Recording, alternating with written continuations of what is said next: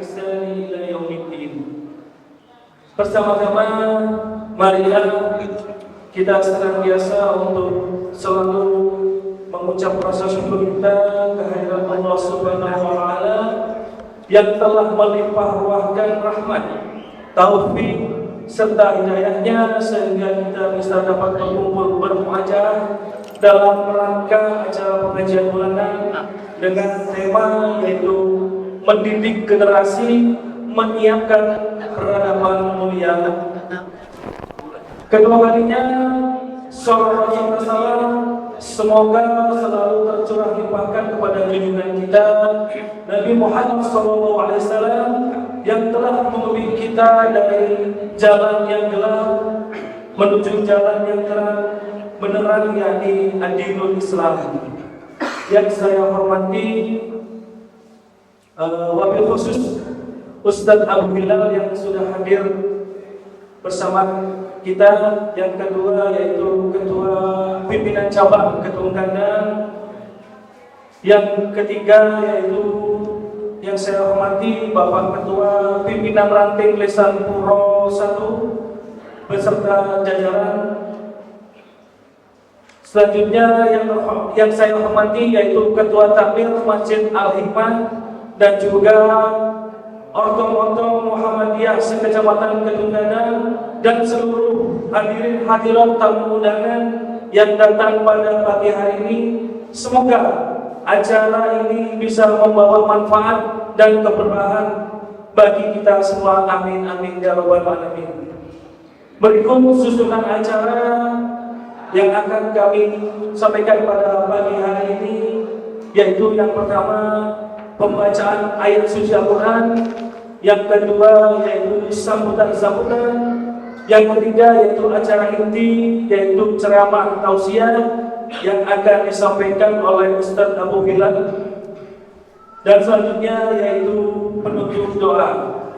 Sebelum acara ini kita mulai, marilah kita mulai dengan membaca basmalah secara bersama-sama. Bismillahirrahmanirrahim.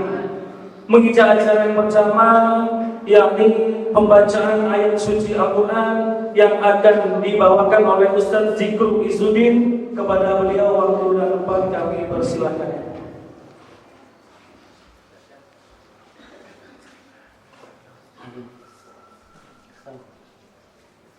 Assalamualaikum warahmatullahi wabarakatuh. A'udzu billahi minasy syaithanir rajim. Bismillahirrahmanirrahim. Ya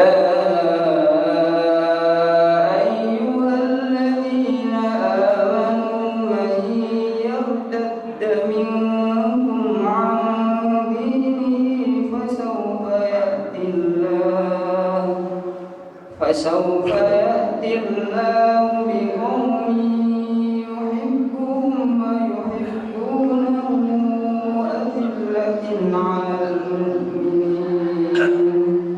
أذلة على المؤمنين أعزة على الكافرين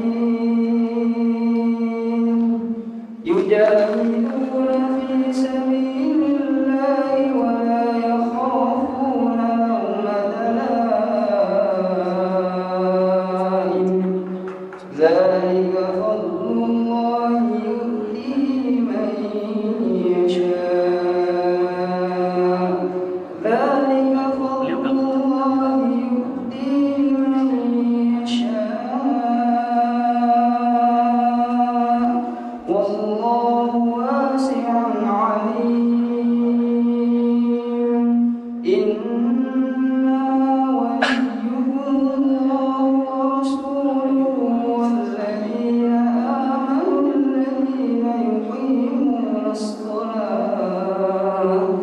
الذين يقيمون الصلاة ويؤتون الزكاة وهم راكعون ومن يتول الله ورسوله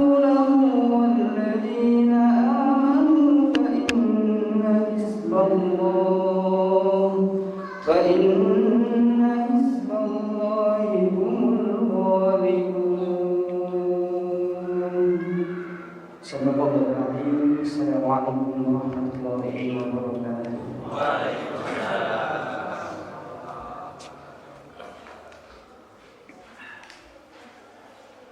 Demikian tadi pembacaan ayat suci Al-Quran yang telah disampaikan oleh Ustaz Guru Studi. Menginjak acara selanjutnya yaitu sambutan-sambutan.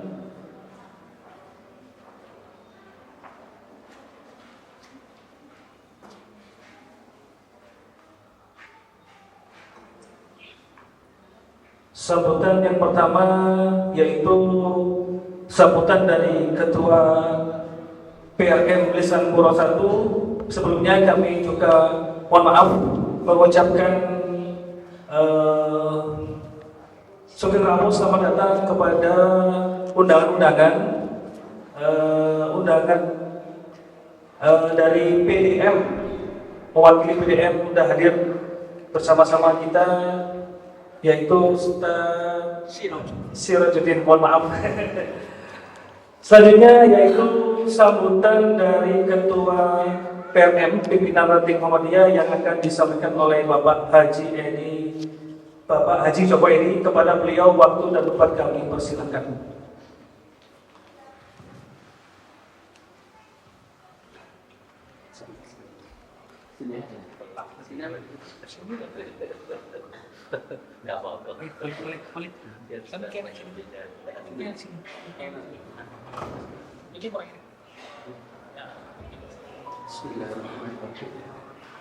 Assalamualaikum warahmatullahi wabarakatuh. Bapak Ibu, pertama saya akan berpantun, tolong dijawab dengan cakep.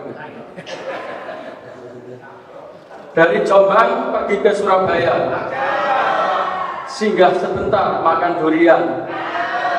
Bagaimana kita tidak bahagia bertemu dalam acara pengajian bulanan. Alhamdulillahi kafa wassalatu wassalamu ala nabiyil mustafa wa ala alihi wa sahbihi wa man ihtaja amma ba'du. Pertama, mari kita bersyukur kepada Allah Subhanahu wa taala karena sampai saat ini kita masih diberikan nikmat terbesar, yaitu nikmat iman dan Islam. Kemudian yang kedua, kita masih diberikan nikmat kesehatan dan kesempatan sehingga kita bisa bersama-sama menghadiri pengajian rutin bulanan cabang Muhammadiyah Kedung Gandang. Yang kedua, sholawat serta salam mari senantiasa kita haturkan kepada junjungan kita semua Nabi besar Muhammad Sallallahu Alaihi Wasallam dengan ucapan Allahumma sholli ala Muhammad wa ala ali Muhammad. Semoga kita semua nanti di akhirat mendapatkan syafaat beliau. Amin amin ya rabbal alamin. Yang ketiga, kami mengucapkan terima kasih yang pertama kepada Ustaz Abu Hilal yang sudah hadir di tengah-tengah kita, insya Allah yang akan kita tunggu tausiahnya. Yang kedua, kami mengucapkan terima kasih kepada pimpinan daerah Muhammadiyah Kota Malang yang sudah hadir, Bapak Sirajuddin. Yang ketiga, kami mengucapkan terima kasih kepada pimpinan cabang Muhammadiyah Kedung Gandang beserta jajaran yang juga telah hadir di tengah-tengah kita. Yang keempat, kami mengucapkan terima kasih kepada Lasismu yang telah mendukung acara ini dan memberikan support kepada Ranting Lesan Puro 1. Yang kelima, kami mengucapkan terima kasih kepada Ahdiyat Foundation yang juga telah ikut berpartisipasi dalam melakukan pemeriksaan kesehatan gratis. Semoga Ahdiyat Foundation semakin berkah serta semakin memberikan manfaat kepada kita semua. Yang keenam, terima kasih kepada semua donatur yang juga telah memberikan support untuk acara ini. Yang ketujuh, terima kasih kepada Ibu-Ibu Aisyah yang insya Allah akan menyiapkan hidangan untuk kita semua. Yang kedelapan, tentu kami tidak bisa menyebutkan satu persatu. Kami ucapkan terima kasih kepada Bapak Ibu yang telah hadir dalam acara ini. Yang keempat dan yang terakhir, kami mohon maaf apabila ranting Muhammadiyah Lisan 1 dalam menyambut Bapak Ibu, memberikan tempat maupun hidangan ada yang kurang berkenan. Kami mohon maaf yang sebesar-besarnya. Sekali lagi, kami mohon maaf apabila dalam menyambut Bapak Ibu menyediakan tempat ataupun memberikan hidangan kepada Bapak Ibu ada yang kurang berkenan. Namun itulah kemampuan kami. Sebagai penutup, kalau tadi saya buka dengan pantun, maka juga akan saya tutup dengan pantun. Dijawab dengan cakep ya. Ikan cepat, ikan gabus, dan ikan lele. Semakin cepat, semakin bagus dan tidak berlele-lele. Pergi ke sawah menanam padi, apabila ada yang salah mohon dimaklumi. Billahi taufiq wal hidayah. Wassalamualaikum warahmatullahi wabarakatuh.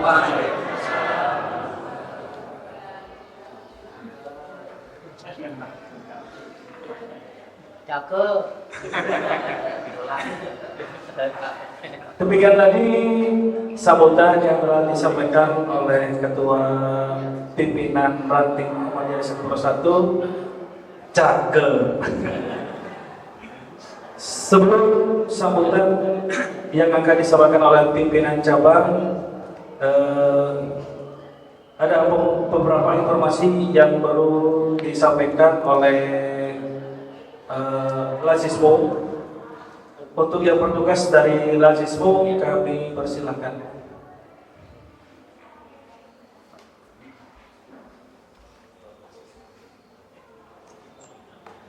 Assalamualaikum warahmatullahi wabarakatuh. Alhamdulillahirrahmanirrahim. Salatu wassalamu ala sayyidina Muhammadin wa alihi washabihi wasallam tasliman amma ba'd. Ahlan wa sahlan bi hudurikum a'izzati muslimin wal muslimat. Yang kula hormati Ustadzuna Ustadz Abu Hilal, kemudian pimpinan cabang Muhammadiyah Gunung Bandang Ustadz Hamzah Utomo, yang saya hormati juga Ustadz Sajoko sebagai ranting Lisan Puro. Bapak-bapak, ibu-ibu yang terhormati Allah, mungkin jangan perhatikan yang maju bukan yang senior tapi pemuda, agar sesuai dengan tema ibu ya. Jadi mungkin kegiatan bencana ini masih belia, masih kecil, masih dianggap remeh. Tapi badan boleh kecil, umur boleh belia, tapi mimpi boleh besar. Tekad harus kuat. Nah, karena itu, kalau menyampaikan beberapa program, bahwasanya program ini kita mengadopsi dari masa-masa keemasan peradaban umat Islam, di mana dulu Umar bin Khattab itu membangun peradaban, salah satunya pintunya melalui Baitul Mal dan masjid. Oleh karena itu kita berharap Lazismo dan masjid-masjid bisa kolaborasi dengan berbagai aspek seperti pendidikan, kemudian kesehatan, ekonomi. Kita banyak sekali pos-pos yang perlu kita bangun. Kita bukan nunggu pemerintah, tapi kita mulai bergerak dengan tangan-tangan kita. Oleh karena itu kita wujudkan 2040 yaitu generasi emas dari masjid, dari Baitul Mal. Oleh karena itu mari kita saling bersinergi untuk Lazismo, untuk umat. Lazismo ini bukan nomor-nomor, kalau tanpa bantuan umat. Kita banyak sekali program-programnya. Kita berusaha agar rumah-rumah kaum muslimin ada makanannya. Kita berharap di antara jamaah-jamaah kita, anak-anaknya bisa sekolah gratis. Kita berharap ada orang-orang kaum muslim yang sakit, kita bantu berobat. Tidak ada ambulan, kita bantu ambulan, kita hantarkan sampai ke rumah sakit dengan gratis. Oleh karena itu, dulu zaman Nabi itu ada namanya Wasatul Madinah. Jadi orang-orang dermawan itu suka nyantolkan gandum, nyantolkan kurma di tiangnya Madinah, dan itu untuk makanan kaum muslimin. Oleh karena itu mari kita bangun masjid kita dan kita kerjasamakan dengan Lazismo. Insyaallah kedepannya saya akan selawat kami dari masjid ke masjid ranting ke ranting. Mungkin saya tutup dengan kata-kata sungguh beruntung orang yang nafasnya berhenti tapi kebaikannya tidak berhenti, mengalir terus hingga ia wafat. Demikian yang saya sampaikan. Apabila salah kata mohon dimaafkan karena saya masih berusaha untuk membangun umat ini. Demikian, assalamualaikum warahmatullahi wabarakatuh.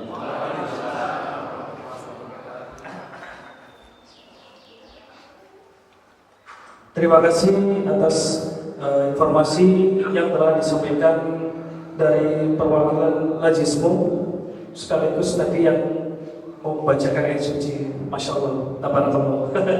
Sebelum sambutan pimpinan PCM, ada sepatah kata dari pemangku wilayah. Kebetulan beliau hadir, Bapak Ketua RW 01. Untuk itu, waktu dan tempat kami persilakan.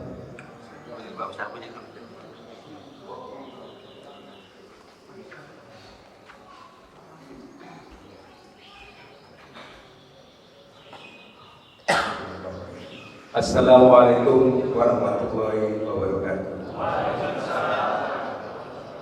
Yang terhormat pimpinan Muhammadiyah Kota Malang, yang terhormat pimpinan cabang ranting Kedung Gandang, yang terhormat Takmir Masjid Al Hikmah RT 8 RW 1 Lurah Sanburok, yang terhormat Bapak-bapak hadirin hadirat yang hadir, semuanya dimuliakan Allah SWT.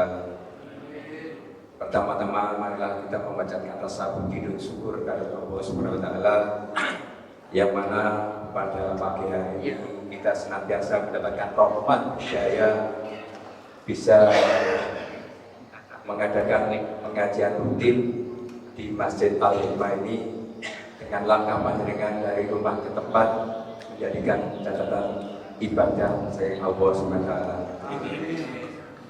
Saya sebagai Ketua RW mengucapkan banyak terima kasih kepada bapak-bapak, ibu-ibu yang hadir di wilayah kami. Kami tidak memperpanjang lebar kata, mengucapkan syukur alhamdulillah semuanya diberi sehat, diberi kesempatan bisa hadir. Untuk itu saya sebagai Ketua RW mengucapkan banyak-banyak terima kasih atas kehadiran bapak-bapak, ibu-ibu semuanya. Mudah-mudahan di wilayah kami ini terus gencar ya pengajian di Muhammadiyah ini. Saya doakan semuanya diberi kelancaran. Amin. Terima kasih banyak yang saya sampaikan, dan kurang dan lebihnya kami mohon maaf. Salam ihdinas siratal mustaqim. Assalamualaikum warahmatullahi wabarakatuh.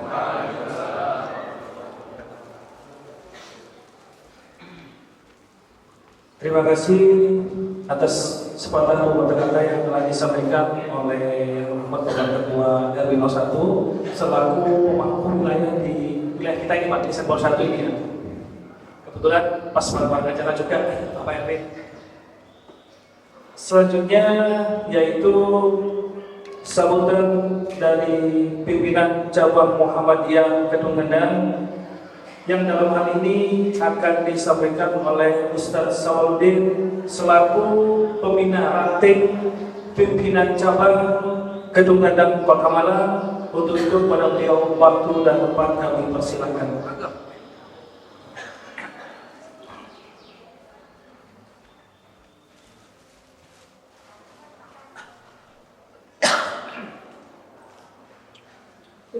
Bismillahirrahmanirrahim. Assalamualaikum warahmatullahi wabarakatuh. Mohon maaf saya nggak buka pasangan ya. Mohon dimaklumi. Alhamdulillah. Wassalamu ala nabiyil karim wa ala alihi wa ashabihi ajma'in. Amma ba'du. Yang sama-sama kita hormati Al-Ustaz Al-Mukarram Ustaz Abu Hilal, yang insyaAllah pada kesempatan pagi ini akan memberikan nasihat-nasihat berharga kepada kita semua. Dan yang kami hormati pula pimpinan Alhamdulillah hadir di tengah-tengah kita yang terhormat Dr. Andes Haji Sirojudin MK, dan yang kami hormati pula Ketua dan juga jajaran pimpinan cabang Muhammadiyah Kedung Kandang, ada Ustaz Hamzah, Ustaz Mahmud Effendi, Ustaz Ali Ja'far, dan yang lainnya. Jadi kami hormati pula Ketua Pimpinan Cabang Aisyah Kedung Kandang serta jajaran, dan juga yang kami hormati Ketua Pimpinan Nanti Bersama 1 Memiliki Bapak Haji Joko Edi yang tadi telah memberikan sambutan. Beliau selain cakep tidak pandai berpantun. Dan yang kami hormati Ketua RW 01 Santro, dan juga Ketua Takmir Masjid Al-Hikmah, dan seluruh pimpinan tadi secabang Muhammadiyah se-Kedung Kandang kami hormati, beserta para hadirin Allah Subhanahu wa Ta'ala. Alhamdulillah kita bersyukur pada Allah pada hari ini kita bisa kembali bermuajahah, bersilaturahmi rutin. Insya Allah kita laksanakan sebulan sekali. Mudah-mudahan apa yang kita lakukan ini senantiasa mendatangkan ridho dan keberkahan dari Allah Subhanahu wa Ta'ala. Salawat dan salam senantiasa tercurah limpahkan kepada junjungan kita Nabi besar Nabi Muhammad sallallahu alaihi wasallam, serta keluarga, sahabat-sahabat beliau radhiyallahu anhum ajma'in, dan kepada seluruh pengikutnya hingga akhir zaman.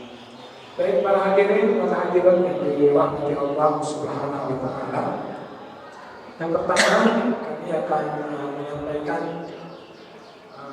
sedikit pengumuman terkait dengan giat dan kerja nyata dari pimpinan cabang Muhammadiyah Kedung Kandang.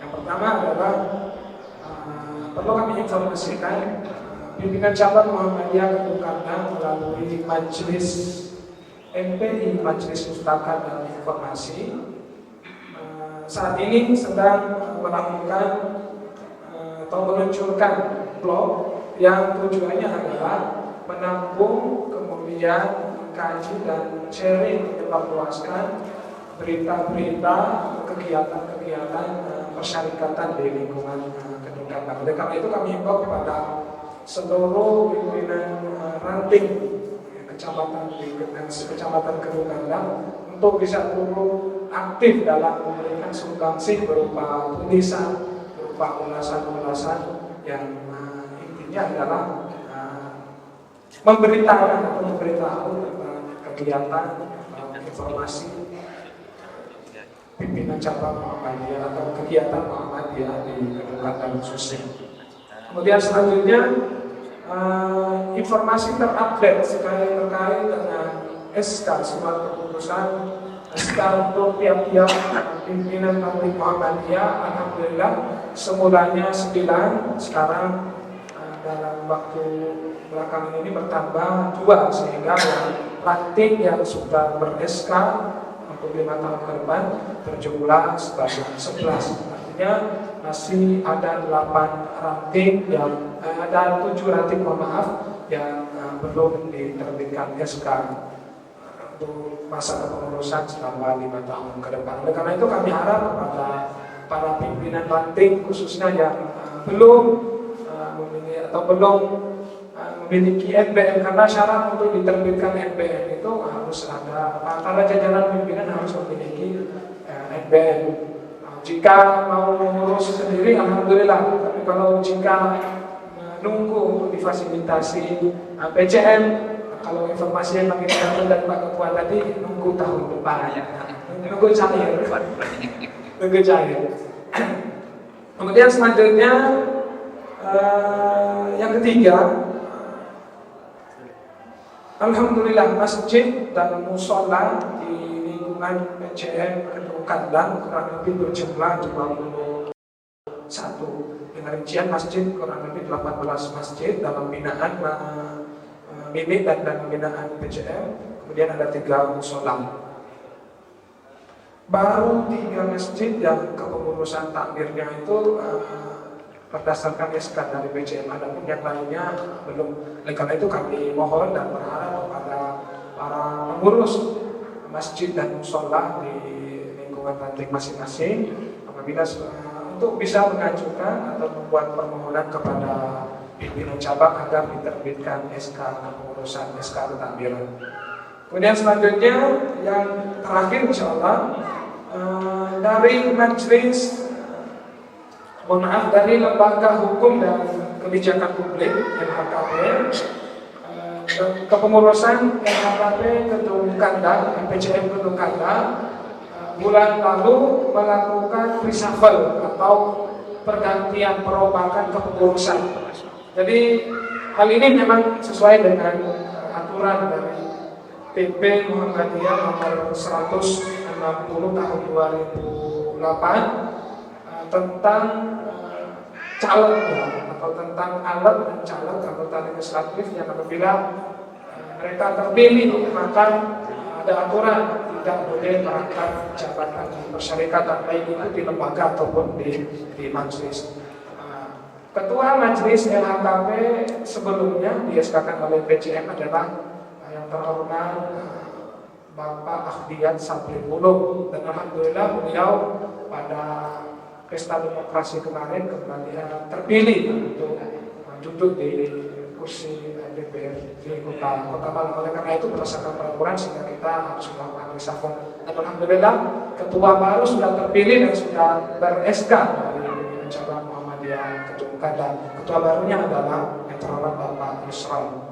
Itu sedikit informasi yang kami sampaikan. Mudah-mudahan apa yang kita sampaikan ini bisa menjadi pengetahuan bersama, dan mudah-mudahan semangat kita, pilihan kita dalam menjadikan Muhammadiyah sebagai kendaraan dakwah kita senantiasa mendatangkan pahala yang lebih ganda dari Allah Subhanahu wa taala. Kurang lebihnya mohon maaf yang sebesar-besarnya.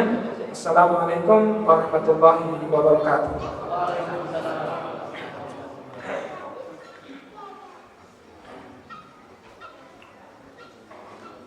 Terima kasih atas sambutan yang telah disampaikan dari pimpinan cabang Muhammadiyah Kedung Kanda yang telah disampaikan oleh Ustaz Sawaluddin selaku pembina ranting Kecamatan Kedung Kanda.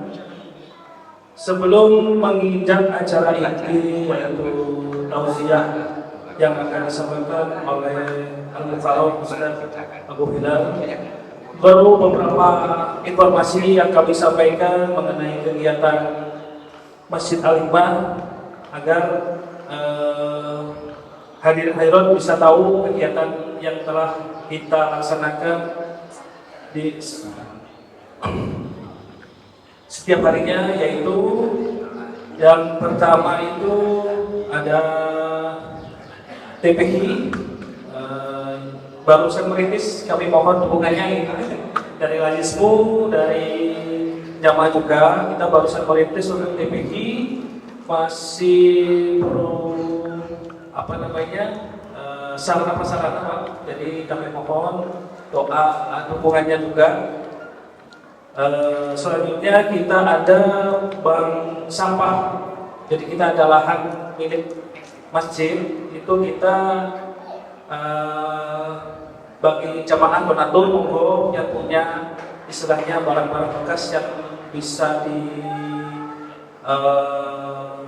diberikan, didonasikan. Jadi nanti bisa menghubungi takmir, monggo silakan Pak. Jadi yang punya buku yang tidak dipakai atau barang bekas apapun yang kira-kira ya bisa untuk didonasikan, disodakohkan ke masjid kita Pak.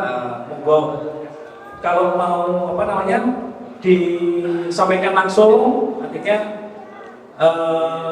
yang ada kesempatan monggo langsung ke sini ke takmir, ataupun yang tidak dapat bisa calling telepon, itu insya Allah ada WA-nya bisa di share tadi ya, itu kita bisa sebut. Artinya kalau bapak ibu itu nggak bisa karena mungkin kendaraan atau apapun, monggo nanti bisa menghubungi takmir masjid kita yang ambil ke sana. Selanjutnya yaitu kajian rutin setiap Ahad pada pada maghrib. Itu yang kita laksanakan setiap ahad maghrib hingga isya.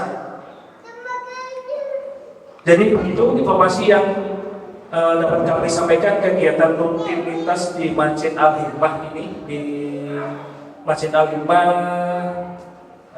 PRT Ulesan Poro 1. Demikian untuk informasi masjid yang dapat kami sampaikan. Selanjutnya menginjak acara inti, yaitu ceramah tausiah yang akan disampaikan oleh Al-Muharram Ustadz Abu Hilal. Kepada beliau, waktu dan tempat kami persilakan.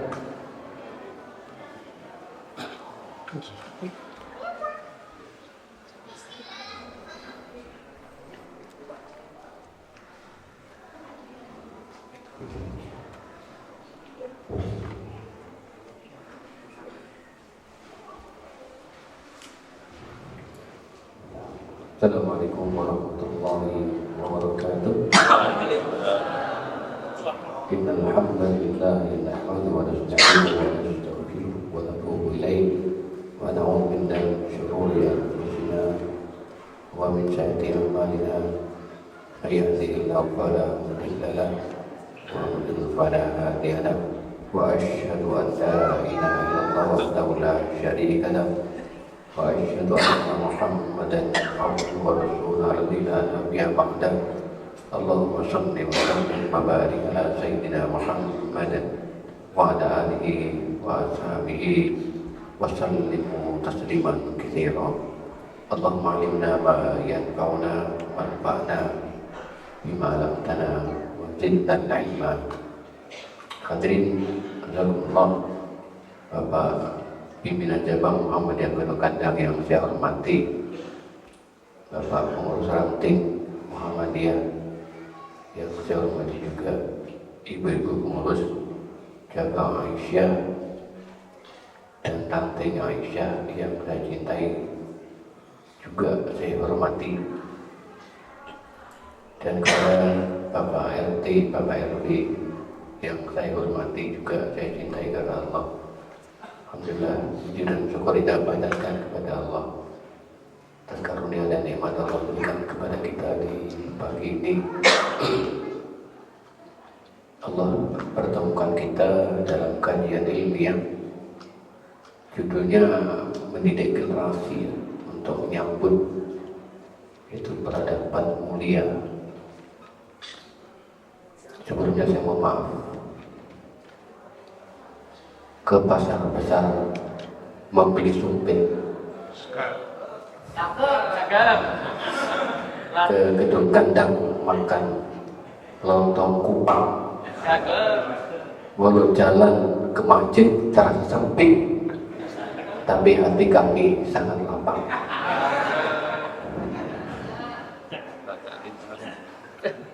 Pakai sepatu menuju ke tanah lapang, cuacanya hujan dan banyak nyamuk. Walau pengajian saya nanti tidak terlalu panjang, semoga dengan semuanya tidak ada yang mengantuk. Hadirin dan Allah, Bapak Ibu,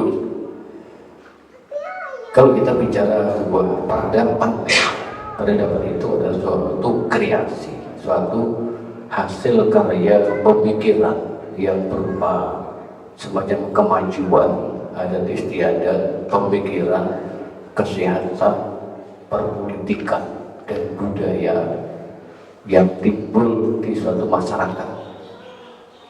Kalau itu masyarakat Jawa, maka ada istilah yang namanya peradaban Jawa. Kalau itu umat Islam yang punya pengaruh di wilayah itu, maka itu dikatakan dengan peradaban Islam. Kalau dalam bahasa Arab, peradaban itu dikatakan al-hadarah.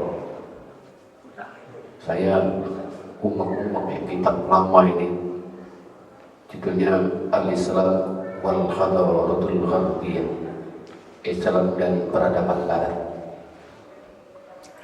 Jadi bagaimana kita bangsa Indonesia kita umat Islam yang punya peradaban yang melebihi, punya peradaban yang unggul sekarang dan sudah lama ya, semenjak abad ke-19 kita digempur, kita diajak dengan gerakan yang namanya Tahririyah atau westernisasi atau dari pembaratan Islam.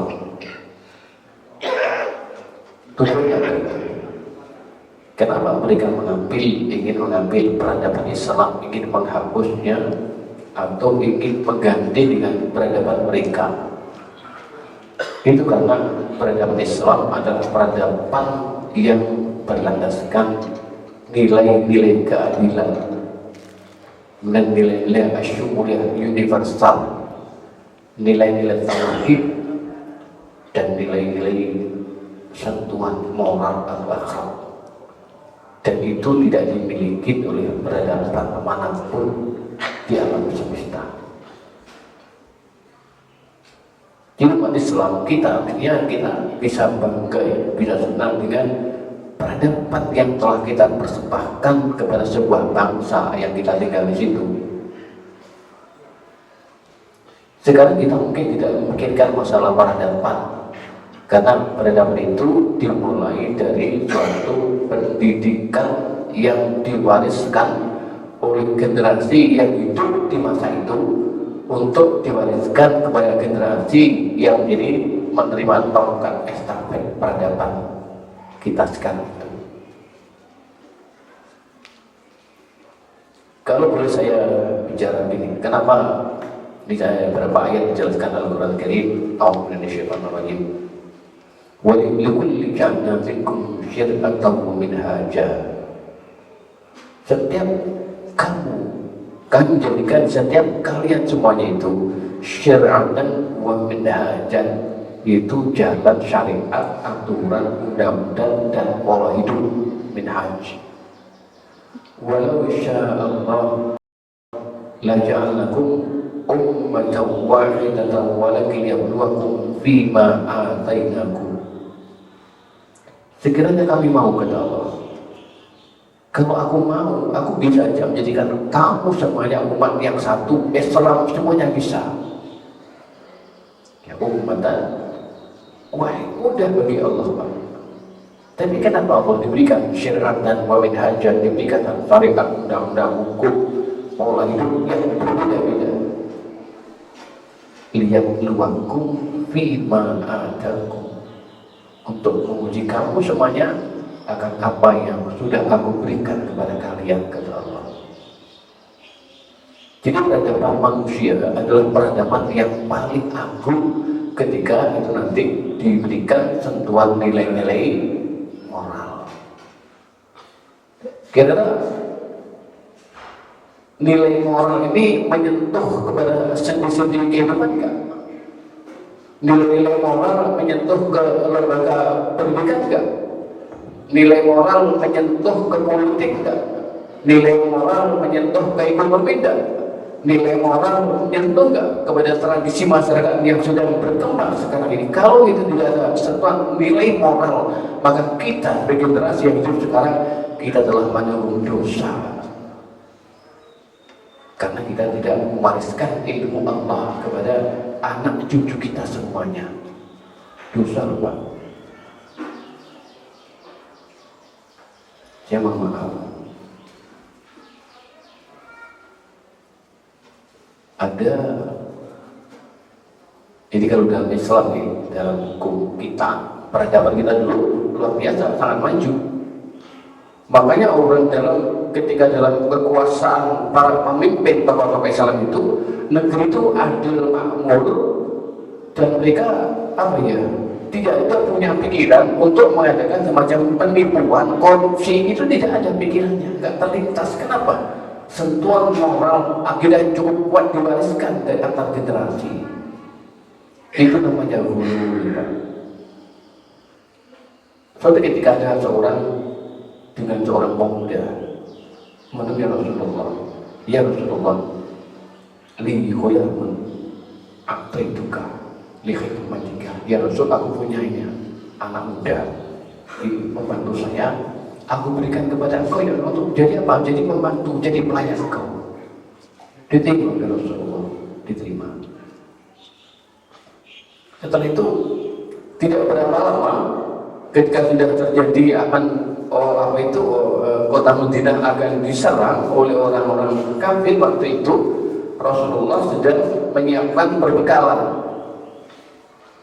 Di tengah perjalanan menyiapkan perbekalan itu ya, anak ini kena panah. Panah nyasar, tidak tahu siapa yang memanah. Kena akhirnya. Mati dia. Begitu mati para sahabat mengatakan hadi antau fil jannah. Hadi antau fil jannah. Ya untunglah anak ini tidak lama itu Rasulullah, sekarang mati dia ke surga. Sahabat begitu Pak. Hadi antau fil jannah. Sudah. Ini orang yang baik, orang yang mulia, enggak lama ikut Nabi, dia mati ke surga. Nabi katakan kalla. Sekali-kali tidak. Orang ini tidak ke surga dulu, tidak. Apa kata Nabi? Harta rampasan perang yang ia ambil sebelum dibagi dinyalakan oleh Allah di alam kuburnya dan di akhir. Orang ini Pak dibakar oleh Allah karena apa? Karena mengambil sedikit harta rampasan perang yang belum dibagi. Itu namanya ghulul. Zaman dahulu masa-masa ini kan masa kenabian masih sangat kental dengan jahiliyah waktu itu memang.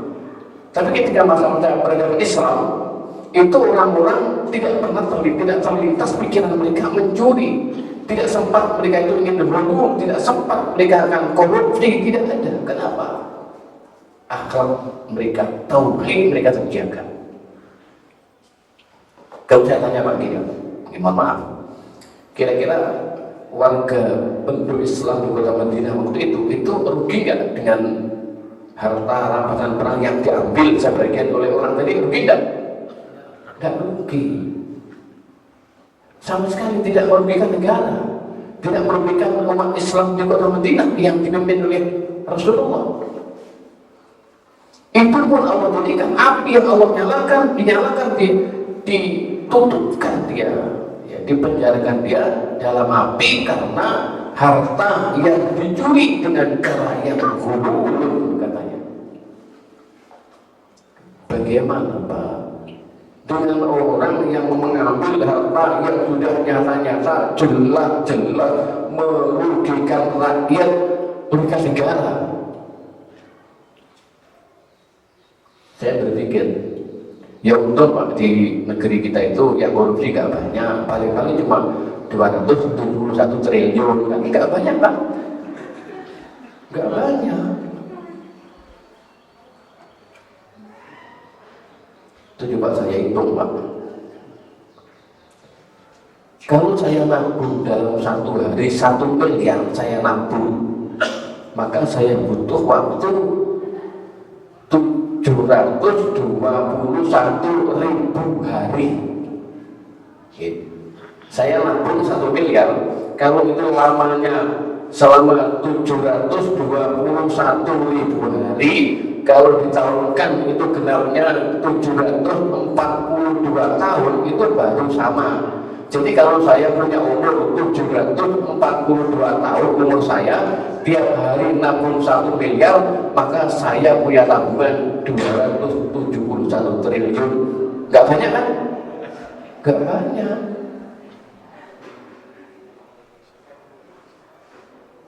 Kalau ini dibiarkan tanpa dibiarkan strategi semacam ini, maka nanti mencuri, menipu, merampok, korupsi jadi tradisi, budaya, dan peradaban ke depan bangsa ini akan hancur negeri kita. Gara-gara peradaban yang telah dibangun oleh kita sekarang, peradaban al-ghulul wal ghish, menipu, korupsi, mencuri tanpa rasa malu. Kenapa itu? Itu salahnya di mana Pak? Itu pendidikan kita yang keliru, jelas.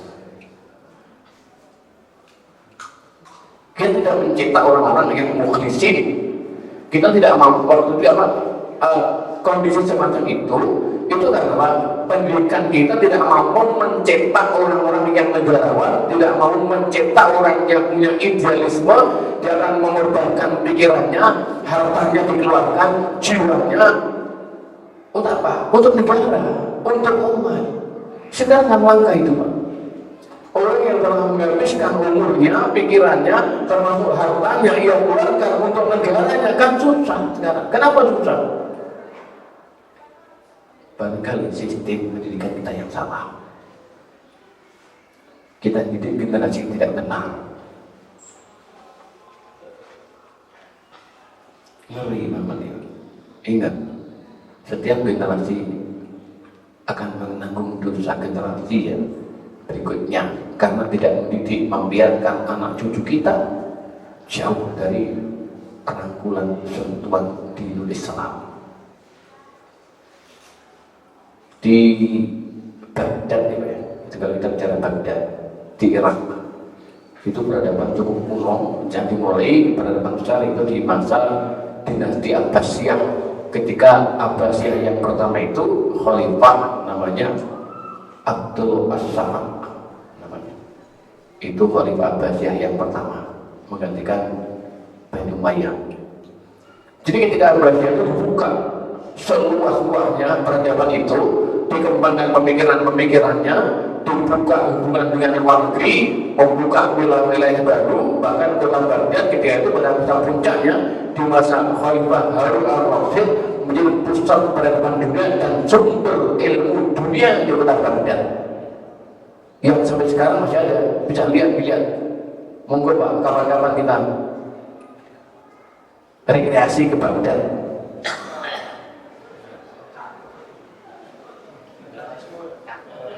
Pak Amin Rais Pak itu begitu sangat kagum dan kaget dengan para insinyur Baghdad ketika tahun 92 atau 90-an kota Baghdad dihancurkan oleh Amerika, dibombardir dengan sekutu dengan 33 negara menyerang Iran, mau memantakkan kota Baghdad. Waktu itu Pak Amin Rais di sana kemudian tidak ada runtuhan, tidak ada bersih bangunan baru, dan tidak tahu gimana.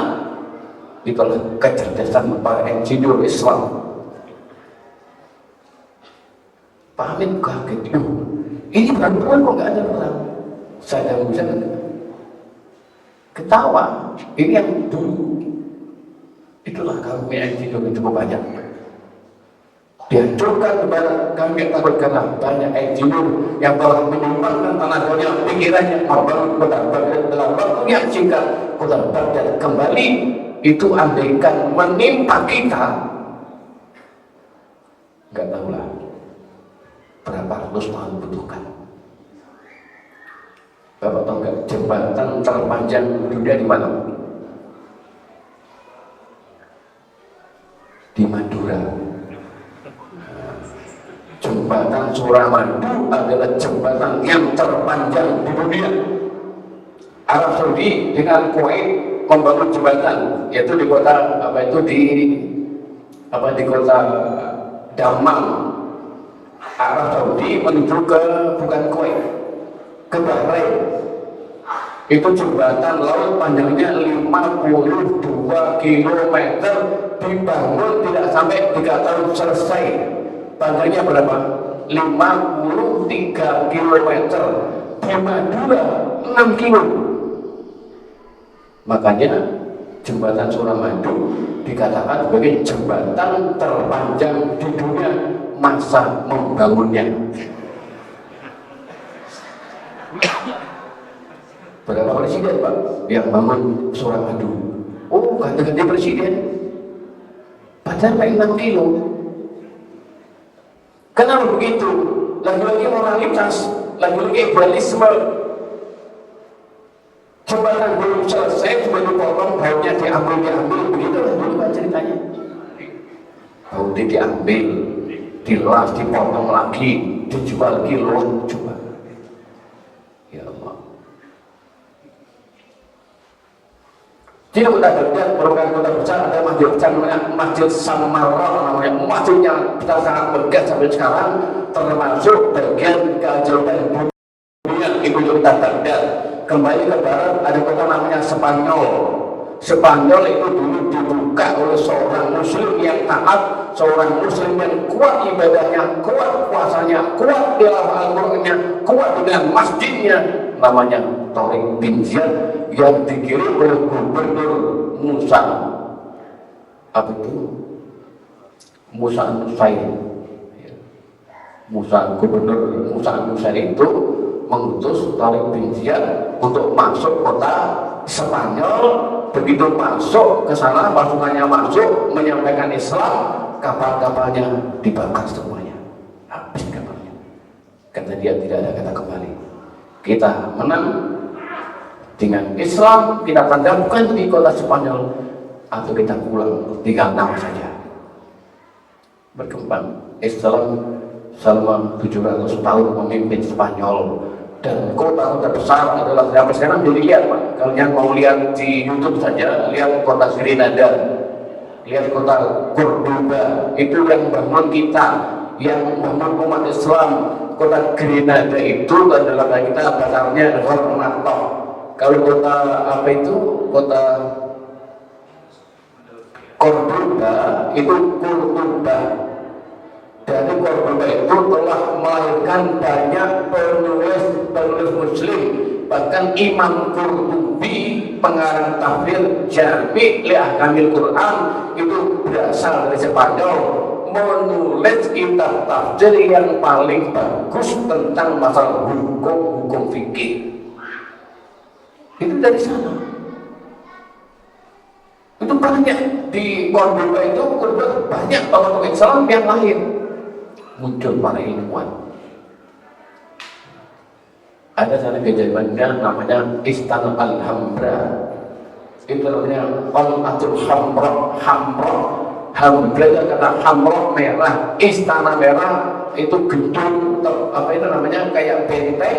Ada istananya yang semuanya catnya merah, yang di depannya itu ada jam, yang jamnya dari air yang melingkar berjalan sampai sekarang tanpa henti. Tidak tahu siapa yang menjalankan hal itu. Orang barat mengatakan itu jam setan, karena yang menjalankan setan itu orang kafir. Kita kan tahu itu ya perbuatan jin-jin muslim yang telah menggerakkan air itu menjadi detik waktu yang sampai sekarang ada di depan Istana Alhambra. Itu peradaban yang dibangun oleh nenek moyang kita dahulu. Orang Jawa bagaimana peradabannya? Sangat agung. Peradaban Jawa itu tidak dimiliki juga oleh peradaban yang lain, karena orang Jawa punya peradaban cukup maju dan punya keahlian, kepiawaian dalam bikin senjata dan juga dalam bidang maritim. Makanya orang Jawa itu Pak ahli dalam maritim, ahli dalam militer, ahli dalam ekonomi.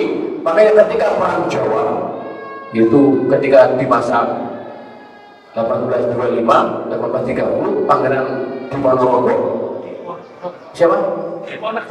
Tahu juga namanya.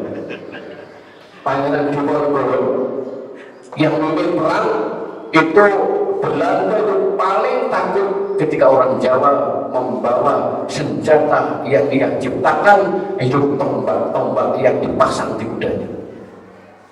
Baca Pak, wong Jawa lagi nyekel tombak itu wong Monogoro sangat takut. Kenapa? Piawai dan ahli dan bahan untuk bikin tombak, bikin keris itu batu-batu meteor campuran dari banyak bahan yang tidak dimiliki bangsa lain mampu membuat semacam itu. Kecuali orang Damaskus seperti itu. Saya punya tombak di rumah banyak. Saya labkan karena saya punya teman dosen di apa itu, mana di Suat itu, yang di Suat, bukan Poltek. Ada teman saya dosen di Poltek. Saya dikasih orang kota tombak, saya terima. Demi dia tak buang, demi ngaliau sih, dia buang. Saya ambil 4 tombak, saya kasihkan teman, tolong riset apa aja bahannya, mengagumkan Pak. Meteor bahannya itu, kemudian baja, berbagai macam jenis baja, kemudian ada lagi batu apa, ada banyak, ada 7 macam unsur besi jadi satu yang sekarang kita nggak bisa bikin, bahannya nggak ada. Makanya tombaknya orang dahulu dengan pedang kalah, pedang Belanda kalah dengan cara apa, keras. Itu tradisi budaya peradaban orang Jawa ketika itu sudah mampu dengan senjata yang luar biasa. Kerajaan Pajang itu di masa itu kerajaan yang banyak membuat senjata-senjata. Kerajaan Pajang. Cinta Pak, Raja Pajang. Joko Tingkir, Mas Karebet. Niku anak sinten Pak? Bapak itu Joko Tingkir sinten? Lah, jadi kan ilinge mek Joko Tingkir ngombe dawet.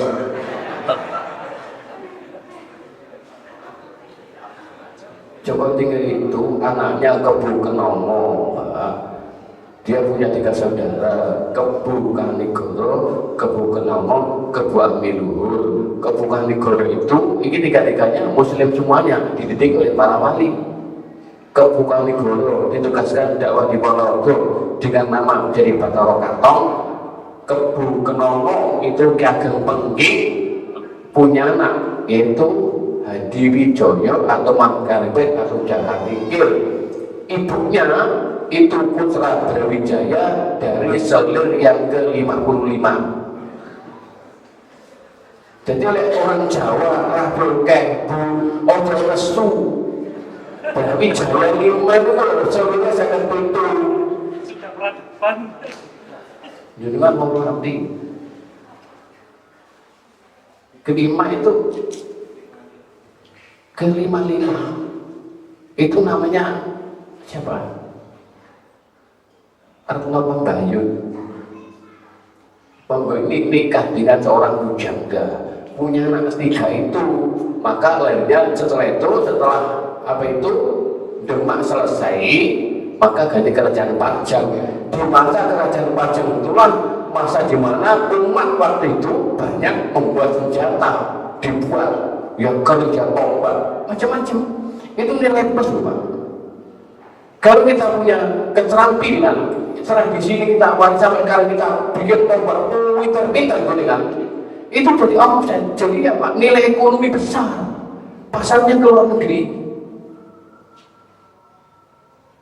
Saya dulu jualan golok Pak, dulu golok gembel sapi, gembel wedhus, dan golok gembel PKI bakali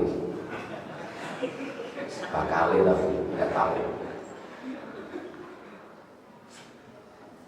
Itu saya ambil dari Majelis Sukabumi. Saya pastoring pakai motor dari Blitar berangkat ke Bogor, ke Sukabumi, ke Banten, ke Bandung. Saya pakai motor. Saya datang ke Pandi-Pandi, saya lihat di kota, di Kecamatan Cibatu, Sukabumi Pak, di Bogor, itu semuanya pengrajin senjata yang luar biasa. Golok sampai di sana, golok yang ambil orang luar negeri yang ambil Pak.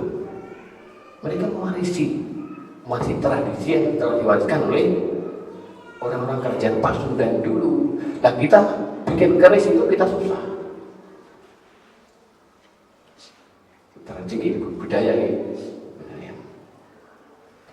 Oleh karena itu, tatkala kita mampu mewariskan ilmu yang telah kita miliki, kita wariskan pada generasi kita, maka generasi ini sebenarnya tidak akan pernah terjadi keputusan generasi, terputusnya mata rantai yang terputus. Memang nasab nggak terputus, tapi keahlian terputus. Sekarang banyak orang yang ahli bikin dalam tadi besi, dia mati, anaknya nggak bisa melanjutkan. Ada orang ahli dalam bidang merangkai bahan kimia, dan begitu ya, begitu mati, anaknya tidak melanjutkan. Anak sibuk tidak mengambil ilmu orang tuanya, tapi sibuk hanya mengambil hartanya. Warisan atau urusan. Tradisi kita Pak, tradisi Islam dulu itu harta nggak diwariskan. Nggak diwariskan. Karena begini, Orang tua punya harta 10 juta. Ini dibentuk anak semua dikumpulkan, dibentuk suatu badan usaha. Kalau sudah jalan karena anaknya 5, ini ada uang 10 juta kan masing-masing kan dapat 2 juta kalau anaknya laki-laki semuanya. Maka dikembangkan, setelah dikembangkan itu nanti anaknya manjat diambilkan 2 juta semuanya, sisanya masih utuh dikembangkan lagi. Ini nggak boleh diwariskan. Dikembangkan untuk semakin banyak. Jadi modelnya begini, Pak. Gini. Jadi dari orang tuanya kecil 10 juta berkembang kepada anak cucunya miliaran. Kenapa? Ada cara yang digunakan oleh para pengusaha muslim waktu itu untuk tidak mewariskan hartanya, tapi berikan hak warisnya seperti yang sudah tercatat diberikan dulu, lebihnya dikembangkan. Makanya begini, dengan begitu maka cucu kita, buyut kita mengenal harta yang tak lewati dari siapa, dia tahu. Begitu Mbak, kok Mbak Buyut Kubian yang punya usaha, Mbak Buyutnya dikenal cucunya Buyut karena cara yang benar. Sekarang kan dengan begitu, sekarang kan kebalik, segitiga kebalik, wakeh entek, harta yang kita lewat sekarang dari mana kita nggak tahu. Kita tidak pernah mengenal Mbah Buyut yang telah mewariskan banyak harta kepada cucunya, kepada anaknya, tapi kita tidak merasakan, tidak mengenal, tidak tahu jasa mereka karena metode tradisi budaya yang kurang pas. Yang lihat Abu Rizal Bakri, saya melihat dia hartanya nggak boleh diwaris, betul. Tapi anak dapat semuanya itu. Orang-orang kaya dapat semuanya. Ini harta dikembangkan terus. Cucu cicitnya tahu siapa yang punya usaha.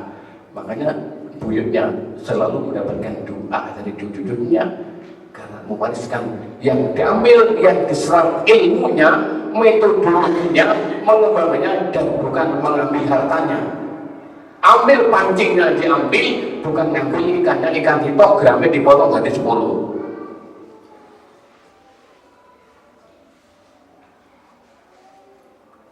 Jadi waktu itu Allah perintah ini cukup berat. Ini Allah firmankan.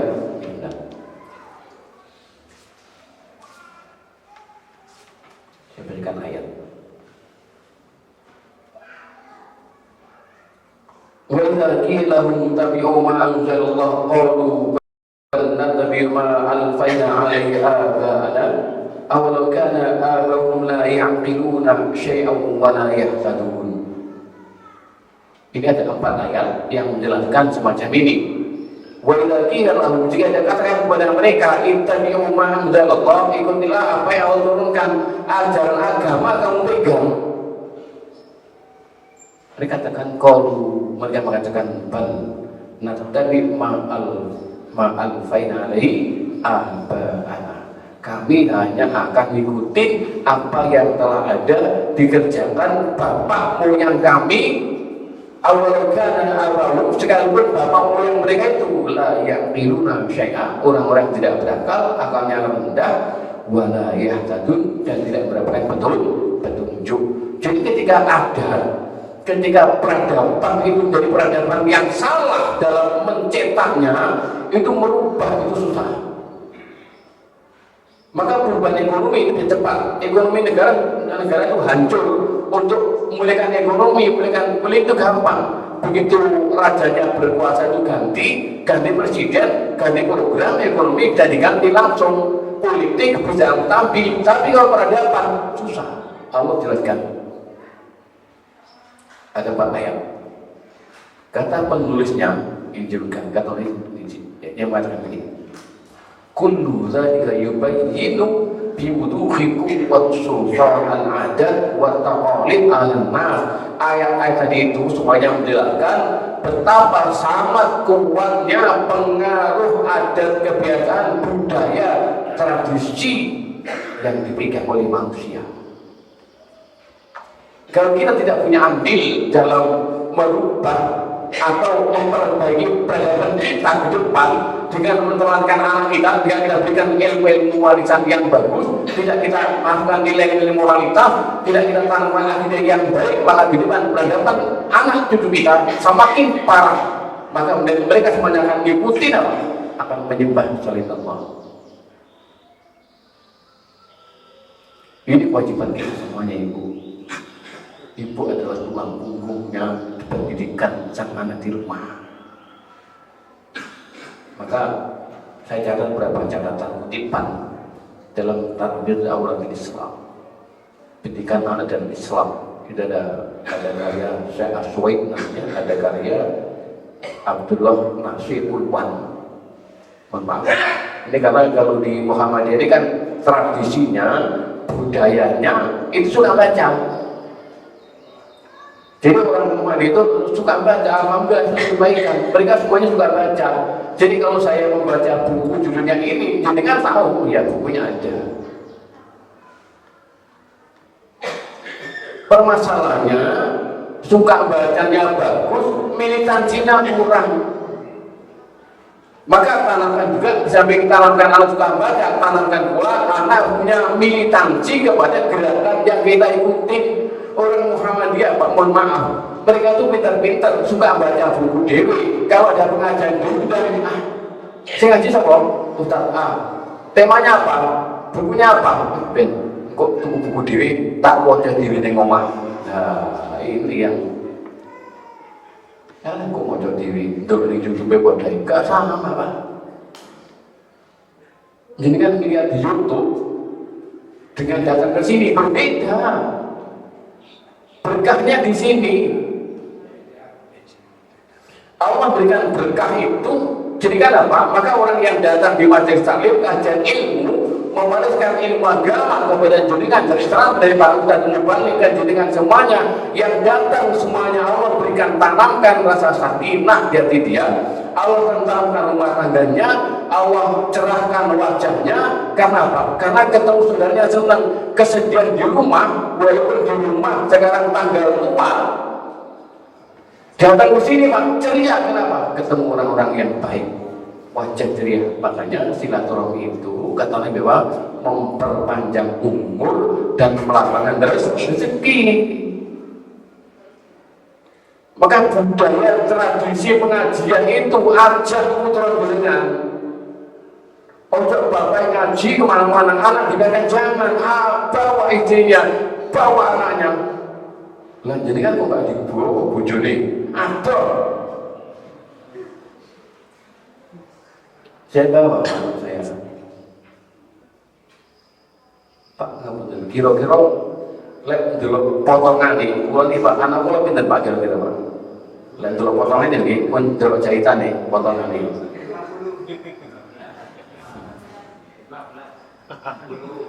Ya betul. Saya punya namanya, semuanya 10, meninggal 1.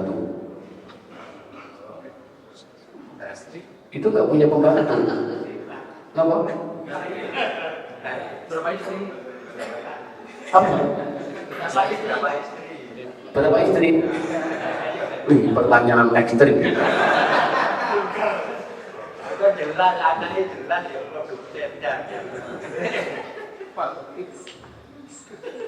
Kita punya 1000 Bapak mewariskan tradisi majelis taklim itu karena apa? Ini pembentukan generasi. Kalau anak kita, anak saya nggak kenal sama jenengan, nggak kenal sama sekali, maka kita mati, anak nggak kenal siapa saudaranya.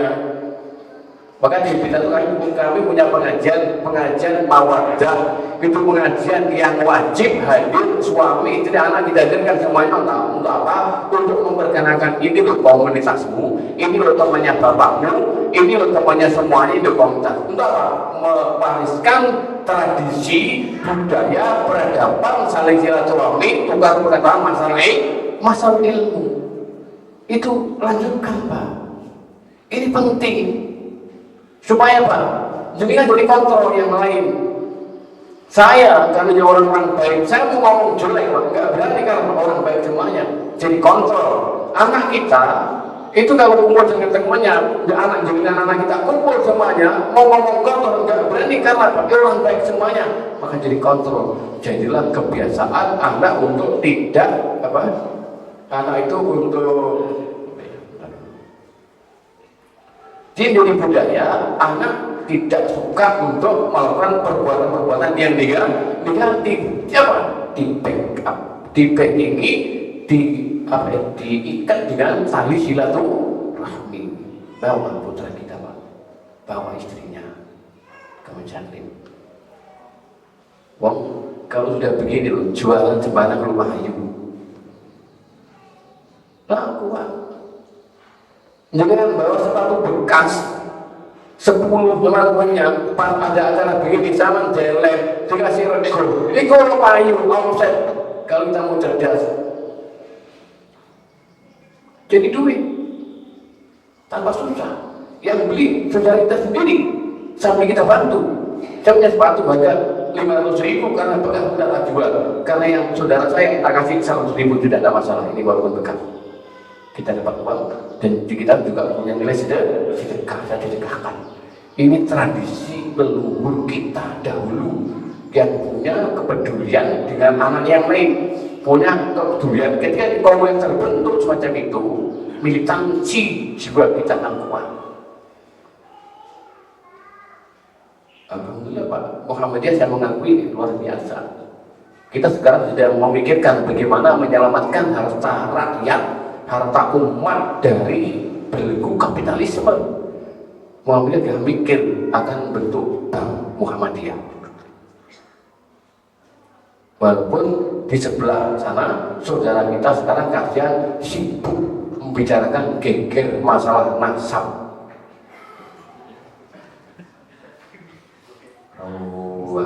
Media sosial muncul pasti ngupas masalah zuriat, makbaik, terawali songo, macam-macam. Silakan terah dijaga bagus, dan jangan konflik nyaman. Ada yang mengadu domba sampahnya. Allah. Maka nilai pertama itu menyambut peradaban ke depan agar kita menjadi bentuk peradaban yang mulia, peradaban yang dilandasi dengan apa? Dengan tauhid, ini yang paling penting. Karena muqawwimatil awal hadaratul islamiyah, topang penegak pertama berdiri yang tokohnya peradaban Islam dengan nilai tauhidullah. Ditanamkan nilai tauhid agar anak kita bergantung kepada Allah, ibadah kepada Allah, bernazar, berharap kepada Allah. Tauhid itu penting, Pak. Saya datang kemarin malam, ada orang itu dulu tahun 2004 ikut pengajian saya di Blitar itu, ngaji salah kitab tauhid, kitab Fathul Majid. Saya 2004 dulu saya ngaji di sana. Dia ikut. Akhirnya dia punya usaha ternak ayam Arab. Dia kena sihir, Pak. Dia punya lurah kena sihir. Begitu sihir jalan lumpuh total, nggak bisa jalan nih, lumpuh total. Ini bisa bicara, nggak bisa digerakkan. Dia cuma mengatakan apa? Tidak minta kemana bawa saya ke sana, ke orang paranormal, ke orang pintar, enggak. Dia langsung diem.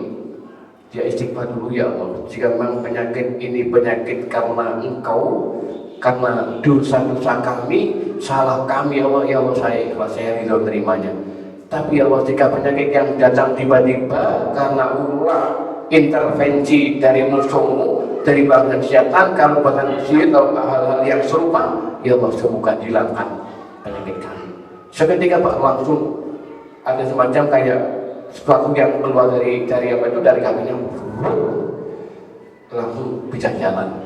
Sementara orang yang nolong udah bisa jalan, tadi kan bisa jalan. Itulah tauhid, Pak. Saat kurang bersandar kepada Allah, Allah jaga urusan, Allah kabulkan doanya. Coba kalau datang ke paranormal, digowo ning paranormal kan. Kami saya cerita di Masjid Manarul Islam, saya cerita karena tamunya datang ke situ. Saya diundang ke Banyuwangi waktu itu. Ada salah seorang pejabat negara yang kena sihir juga. Hanya hampir 5 tahun dia sakit parah. Saya diundang ke Banyuwangi, saya datang. Sampai di sana dia memberikan info, Ustaz, mohon maaf, sudah 20 orang yang namanya kami tidak sanggup. Dari kiai, dukun, paranormal, orang ngerti, orang pintar, sudah 20 orang mereka angkat tangan semuanya, dan hampir semuanya mereka sakit, dan ada 6 orang yang mati. Ustaz, bagaimana, berani apa enggak? Saya informasikan yang sebenarnya. Berani, saya katakan berani. Ustaz, apa modalnya? Saya punya Allah. Saya punya Allah untuk menolong kami. Alhamdulillah Pak, kita tolong, Allah sembuhkan. Tapi saya datang ke Pantai Selatan juga waktu itu, karena orang Indonesia dari 3 kekuatan di Banyuwangi itu, dari Pantai Selatan, Pantai Pelengkong, ujung timur Banyuwangi, Raja Debitnya yang sana itu diambil.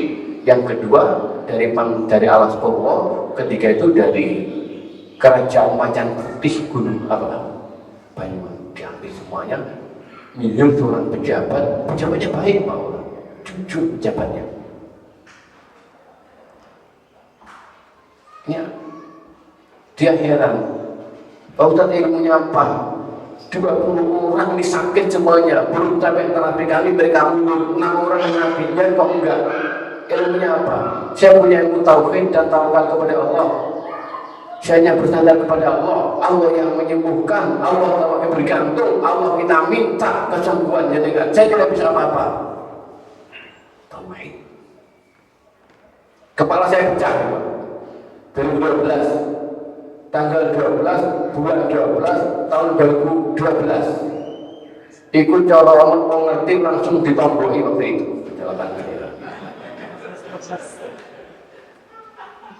Kecelakaan kepala saya pecah. Ini ya pecah ini, darah mengalir terus. Saya doa begitu saya sadar, saya ngelihat kepala saya sakit, ini darah mengalir segala otak. Saya doa, ya Allah, jika memang penyakit musibah ini akan mengantarkanku kepada kematian, ya Allah, hanya ridho dengan musibah yang saya bawa kepada Engkau, ya Allah. Saya tidak punya amal apapun kecuali ridho dengan musibah ini. Demi Allah Pak, ini langsung berhenti, darah di kepala ya, di telinga mengalir langsung berhenti, hidung kami yang darah langsung berhenti, sakit kepala yang sakit karena pecah 5 juga nggak terasa sakit sampai sekarang. Kenapa? Kemana kita bersandar? Kepada Allah. Itu yang wajib kita wariskan kepada anak kita, agar anak selalu mentauhidkan Allah. Dan itu adalah pilar utama peradaban Islam yang dibangun oleh para sahabat sampai sekarang. Mereka tidak pernah melupakan tauhidullah. Kalau kita ya, mohon maaf ya, bukan kami sok kalau pemahamannya, enggak. Pemahaman kita sama. Kita sudah, kalau dalam bicara masalah itu, kita sudah tidak asing. Sehingga kalau di Muhammadiyah ini ada didatangkan paranormal yang ahli, itu karena sinteko. Ya, andaikan ada Habib datang ke Muhammadiyah, ya biasa aja. Kenapa kita anggap sama? Karena apa? Peradaban Islam itu apa? Universal. Artinya mereka melihat manusia berfungsi yang sama. Orang kulit hitam, kulit putih, masa apapun tetap jadi manusia. Dan Allah muliakan di antara mereka orang yang bertakwa. Tidak ada ceritanya, tidak ada nasnya. Kalau mulia lebih mulia dari orang, tidak ada kecuali takwanya kepada Allah.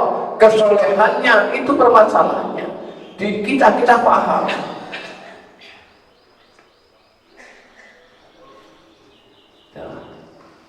Itu kan enak kalau kita memahami peradaban Islam, universalitas, nilai tauhid.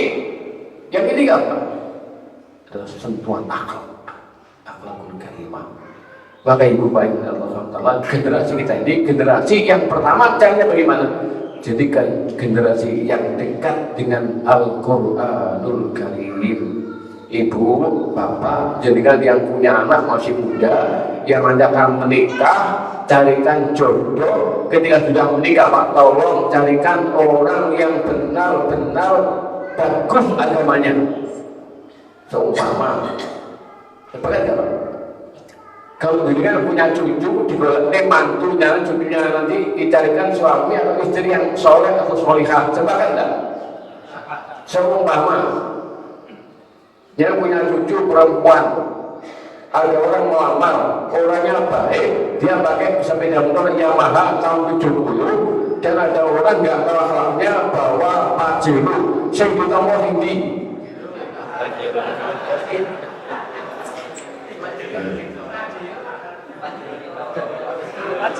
Panas ya Pajero. Yang kedua yang mana?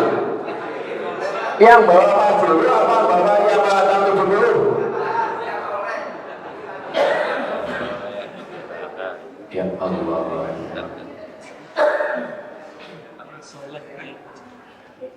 Pak, rezeki itu urusan Allah. Ibu jangan takut kalau nanti anakku mantune wong sugih belum penak, belum tentu. Nanti kalau mantune wong mapan, punya jabatan, sudah punya rumah dinas, sudah punya mobil, hidupnya bahagia, belum tentu. Bagian dari iman kita kepada Allah bagian itu bukan harta. Jadi kan buktikan saja. Jadi kan setiap kali ke jalan nanti pulang sini Pak, naik motor kan, dia di jalan, cuma lihat orang yang mobilnya bagus di jalannya itu dengan orang banyak yang numpang di pickup belakang mobil. Kira-kira wajahnya ceria yang mana Pak? Ceria ini. Ceria yang di dalam mobil Fortuner apa ceria yang mereka duduk di bak belakang pickup yang terbuka? Ceria mana wajahnya?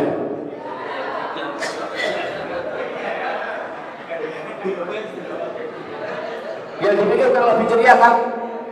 Ya, karena jenengan biasa naik itu.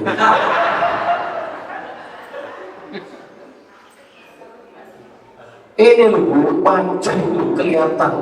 Kamu orang bahagia enggak? Itu orang tuh walaupun naik banyak mobilnya mewah pakai remote semuanya, wajahnya cemberut untuk apa? Orang yang cemberut wajahnya nggak cemberingah, nggak bakal bisa komunikasi dengan anaknya sama istrinya, dengan tangannya kurang komunikasi, hidupnya sendiri, istrinya tidur di tempat tidur, suaminya di depan TV, kayak kok dibujuk kamar itu satu. Protokol tak boleh. Bagian kita di rumah tangga, Bu, Pak. Makanya salah satu bentuk mencetak generasi unggulan itu adalah generasi yang dimana yang tumbuh seorang suami yang sayang sama istrinya. Makanya Pak, jenengan jam 09.00 jam 8 kita balik tempat kerja selesai cepat pulang. Kenapa? Biar kita bisa komunikasi dengan anak, dengan istri, kita dengarkan keluar itu yang di rumah, kita puji istri yang capek di rumah, dilus dia, dengan picu di sikile, anak melihat dari sikap yang semacam ini, tumbuh anak yang hidup berkembang dengan akhlakul karimah, anak hormat sama orang tuanya, hormat sama ibunya, ibu baik dengan suaminya, keluarga semacam ini, keluarga yang pertama akan mudah Allah sakinah, dimudahkan rezekinya, juga dimudahkan ilmu masuk ke keluarga seorang suami yang perhatian dan peduli sama istrinya.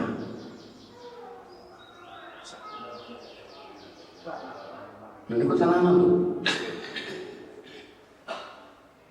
Kalau suami ini gak tahu peduli, sampai dari pulang kerja nyekel HP sampai malam, baru masuk rumah kita ucap bu tak kelas bentar, teman-teman nunggu di kafe, tunggu pulang jam 1 malam, jam 2 malam. Ingat Bapak Ibu, seorang istri akan mencatat semua perilaku suaminya. Jangankan peristiwa 1 tahun, peristiwa 56 tahun dia ingat. Betul? Dulu ada kita sudah apa kalau seorang perempuan yang ahli jarak Pak. Hati-hati Pak, jangan dikira ibu suami ibunya kalau diem itu mereka nerima. Jadi kalau dia diem, dia itu setia, diem itu enggak berbuat apa, belum tentu. Saya nggak ngajarin ya. Suatu ketika ada seorang suami itu insaf. Setelah 36 tahun lamanya dia zalim istrinya, bentak-bentak, istrinya itu sabar, nggak pernah melawan.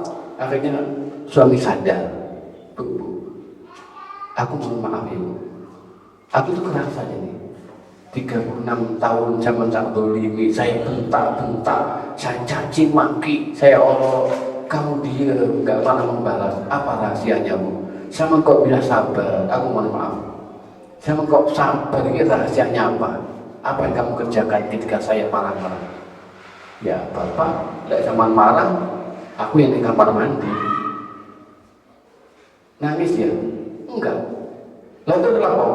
Pokoknya zaman malingin nenek aku marah-marah macam itu, zaman benar saya ke kamar mandi, sikat gigi tak cukup, tak ngosek WC. Saya tidak ngajari. Kaget Pak suami ya Pak. Jadi ya pelampiasannya itu. Makanya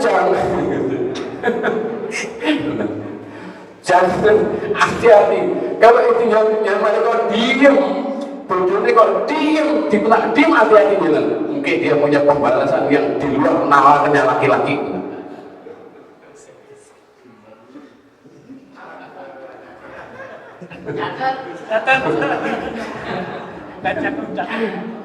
Jangan, tidak bagus.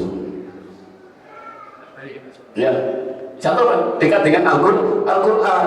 Makanya kalau kita boleh menikah hamil, anaknya hamil, ibu tolong dekatkan dengan tilawah Al-Quran. Anaknya itu suruh nyetel murattal, suaminya harus banyak baca Quran supaya bayi tidak juga nanti mendengarkan. Karena itu cara mendidik langsung seorang bapak pada anaknya ketika di masa kandungan. Kalau orang tuanya ketika hamil banyak dengan Al-Quran, suka ke masjid, maka anaknya tidak akan suka semacam itu. Suka ke masjid, cepat hafal Al-Quran. Kalau lagi ditanya anakku saat mau kan tak ditanya diri. Oh iya, ketika dulu hari ini artinya ini, ketika ini hari ini. Kenapa? Itu pendidikan yang pertama di kandungan. Dekat dengan Quran. Kedua dibacakan Al-Quran ketika hamil. Yang ketiga apa? Yang ketiga yaitu mendidik akhlak dengan lemah lembut dan akhlakul karimah. Pak, jangan juga bentak anak. Ini kok cuma anak. Nah ini yang akan memulihkan peradaban kita. Karena peradaban sebesar apapun itu dimulai dari keluarga-keluarga, dari rumah tangga kita sendiri. Kalau rumah tangga tidak mampu mencetak generasi yang unggul, anak yang soleh, maka masyarakat nanti menjadi masyarakat yang rusak, muncul peradaban budaya yang rusak pula. Kan dimulai dari mana? Dari seorang bapak yang soleh dan ibu yang solehah. Syekh Muhammad Amin Syangkiti dalam tafsirnya mengatakan, al-mar'ah tata'addab bi'adabi zawjiha. Idza kana shalihan fakana shalihatan, wa idza kana fasidan fakana fasidatan. Istri itu, perempuan itu adalah beretika, bermoral, beradab seperti adab suaminya. Kalau suaminya orang yang soleh, istri akan jadi soleh. Istri kalau suaminya orang yang rusak, istri pun jadi lebih rusak. Gak percaya Pak? Coba nanti kalau di rumah, jangan kesimpangan sama istri, sama buang air, buang angin dulu gitu. Besok istri dia juga begitu ketika menjadi.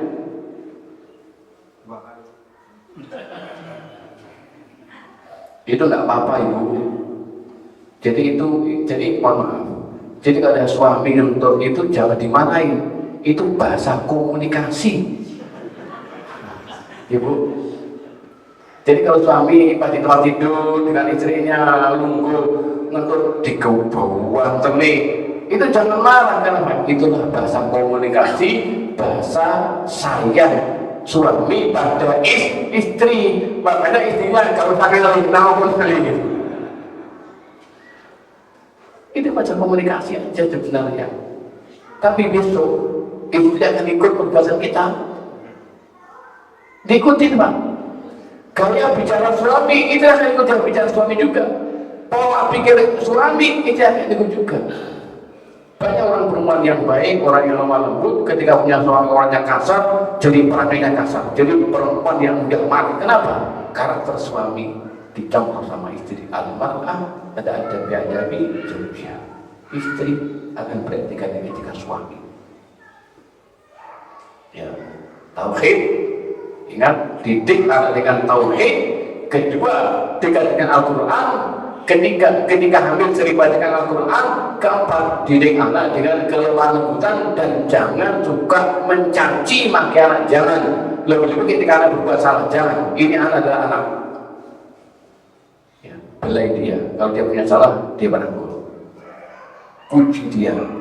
Harus sering-sering memuji anak, memuji apa itu prestasinya, walaupun itu punya bikin kayak perahu jelek, debok, kan tidak. Pak, saya lihat ini Pak, saya bukan perahu dari gedebok. Ambil ya Allah nak, bagus, sangat pintar begitu. Gitu caranya Pak. Saya mau ngalih-ngalih jelas. Bapaknya jangan kecewa anak. Anak menyodorkan karyanya dia, orang tuanya cuek, orang tuanya nggak mau dia, anak sakit hati, pikirannya masuk, Pak, kau tak bawa sadar. Kalau itu sering terjadi, maka anak akan benci orang tuanya tanpa sebab. Ya sering tadi anak suruh orang lain, gak mau nyawa, gak, boy, gak. Kenapa? Otak bawah sadar penuh dengan kekecewaan ke orang tuanya. Kenapa? Gak nanti uji, anaknya mainan dicela, ngurus pasir gak boleh, tangannya kotor dimarahi, baju kotor dimarahi, masuk rumah gak pakai sandal dimarahi, sampai ngomong tua apa. Jangan Pak, ambil anak. Saya lihat para ustaz yang saya kenal, itu saya ke rumahnya, itu rumahnya para ustaz itu omai kotor, coretan anak banyak coretan. Saya juga begitu. Saya tanya, Pak Ustaz, ini yang coretan jenengan apa siapa? Wah, ya nggak mungkin anak saya. Gak dihapus enggak. Saya juga begitu Pak. Kenapa? Itu memori, kenangan yang paling indah nanti ketika anak kita sudah besar itu karyamu di tembok. Seneng Pak melihat tuh semua, melihat coretan. Anak saya bikin layangan di situ, benangnya semua tembok, orangnya di sini, tembok sepeda nih, warna, balon, bikin Naruto, ini mainan tembak, waduh macam-macam. Tembok kamar itu penuh coretan. Dia bos marah, tidak boleh marah. Lebih baik rumah kita penuh coretan daripada bersih tapi anak kita makan. Jangan. Gampang menyusui. Kalau yang punya anak, go pasir, bawa ke rumah, kasur banyak pasirnya, bersyukur alhamdulillah, aku sing diparingi anak. Jangan. Timbang komersi tapi gak duwe anak. Begitu Pak. Itu kelemahan orang tua dirinya. Ya diarahkan, jangan diarahkan. Dikasih tempat sendiri, nak sini yang main ini ya. Begitu diarahkan kebaikannya, tapi jangan jadi mati, jangan. Akhlakul karimah. Yang kelima adalah anak harus dibiasakan dengan sedekah dan punya kepedulian dengan orang lain. Ini karakter yang Rasulullah mengajarkan kepada cucu beliau. Nabi sering kasih makanan ke Hasan Hussein, dikasihkan orang itu. Jadi kalau jangan punya anaknya dikasih sangunya dengan 50.000, kok akhirnya habis digawe teman-temannya, jangan marah. Kau usah kakek, wong sing ngenteni koncone, lu gak apa-apa. Kayak orang tua ini, jangan. Kenapa? Melatih dermawan. Karena ketika anak dermawan, dikasih orang tuanya, dikasih kue banyak, dikasih uang, ngajak temannya di apa itu di apa namanya Pak? Ditraktir, anaknya suka traktir teman, suka ngasih uang banyak, gak apa-apa. Karena apa? Ini calon orang sukses, calon orang kaya, begitu. Lalu dengan gak boleh, sama tidak Pak di mana di koncone. Itu alamat anak bakal miskin, uripe gak iso sugih, hidupnya gagal karena orang tuanya didik pelit sama anaknya. Kira-kira, mohon maaf, anak jenengan punya uang 2 lembar, ada 5 ribuan, ada 2 ribuan, kotak infak lewat, kira-kira yang jenengan suruh masukkan itu yang mana kira-kira? Sing 2.000 apa sing 5.000? Bu, ngono jalur swarga itu, swarga ini sapa ngono. Titik kasih uang 15.000, nah yang 10.000 ke masjid ya Jumatan. Nih sing kula masukkan kotak infak yang 5.000 buat kamu. Kamu juga begitu, kasihkan. Nih 10.000 ya, kamu ya. Yang 3.000 kamu, yang 7.000 untuk teman-teman kamu. Begitu caranya. Apa? Dermawan, dia punya peduli, punya empati. Itulah generasi-generasi yang akan punya kepedulian dengan orang lain. Kalau generasi tercetak kita dari kecil sendiri mungkin semacam itu, maka generasi kita yang akan datang jadi generasi yang punya kepedulian, kasih sayang, nggak pernah cuek, suka bantu, dan dia otaknya jalan. Bagaimana caranya agar saya bisa bantu teman saya yang dalam kesulitan? Ini otak cerdas. Ini generasi kita. Jangan di daerah mau jajan. Kontrolnya jangan sembuhan di pangan doyan. Lu ya bener apa-apa. Wingi tak bawakan kue enak-enak wingko kok bapak atau lamu ini. Iku lah sing dipangan si aku lho. Si di mana kerupuk lah wingko nek jure sing mangan koncone. Lu gak apa-apa. Gitu Pak. Kita dikasih kita Pak. Kalau kita nggak mewariskan kedermawanan, nggak tahu ya kepada anak. Kalau ilmu nggak kepada anak, anak jadi korban orang tuanya. Kira-kira memberikan hadiah pada anak, hadiahnya HP apa buku?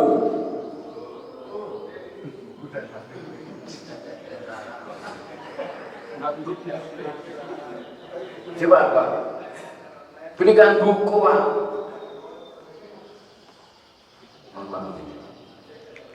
Pengurus Muhammadiyah Blitar itu paling banyak bukunya saya. Saya punya buku lebih dari 3,5 ton buku saya. Bisa di rumah saya mulu. Saya beli itu kenapa? Untuk anak saya. Saya baca tiap hari. Sekarang malah enak beli online di Shopee itu murah-murah. Kita beli, kita juga murah di situ enak. Saya beli, kenapa anak? Saya bacakan. Juga begitu Pak, yang baca buku, kalau udah sore panggil istrinya, Bu, sini, aku baru beli buku baru. Saya mau beli buku baru berapa kali itu kan hilang, dipinjam nggak balik, saya bilang buku saya dibeli orang nggak balik, nggak apa-apa, selama untuk kematiannya nggak masalah, itu di dekat. Saya beli buku baru di mobil saya, The Power of Mind. Jadi kekuatan pikiran, dan bukunya karena saya Ibrahim Al-Fiqi itu menyembuhkan penyakit dengan pikiran. Itu sebenarnya harus punya buku itu. Itu bagaimana kita mengolah pikiran kita. Itu katanya Dr. Ibrahim Al-Fiqi seorang masjid, dia seorang tutor internasional, itu menyembuhkan penyakit dengan berpikir. Pola pikir itu mindset data. Saya mau saya belum pernah ceritanya. Saya pernah mindset itu penting bagi Anda, mindset kita, karena pikiran akan untuk mindset. Syekh Muhammad Al-Ghazali dia nulis buku kecil, bukunya bagus, namanya Hayatuna min Jam'il Afkarina. Hidup kita itu adalah proyek hasil dari pikiran kita. Bukunya bagus. Yang jelaskan ini. Orang bagian gelap itu dari pikiran kita. Suatu ketika ada orang Rasulullah datang. Begitu dia orang Rasulullah menunjuk ada orang tua yang sakit. Ketika orang sakit itu Nabi datang ke sana, Nabi katakan tohurun insya Allah. Nabi katakan tohurun, dosa kamu dirahmati sama Allah, dibersihkan dosa kamu insya Allah. Nabi katakan kata semacam itu. Orang tadi mengatakan walakin ni ajuzun, ya Rasul, tapi saya orang tua, wong loro neman dan kematian, sakit yang dekat dengan kematian. Katanya begitu, Pak. Saya tanya, kira-kira yang bikin dia merasa sengsara itu pikirannya atau apanya? Pikiran dia.